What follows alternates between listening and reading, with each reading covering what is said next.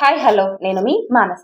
సామాన్యులకు నిత్యావసర సరుకులు అందుబాటు ధరల్లో లభించాలనే ఉద్దేశంతో కేంద్ర ప్రభుత్వం మన ముందుకు తీసుకొస్తున్న భారత్ రైస్ కేవలం సన్నబియ్యం రూ. 29కే లభిస్తుంది. కేంద్ర ప్రభుత్వం బియ్యం ఎగుమతులపై నిషేధం చేసినా బియ్యం ధరలు పెరిగాయే కానీ తగ్గలేదు.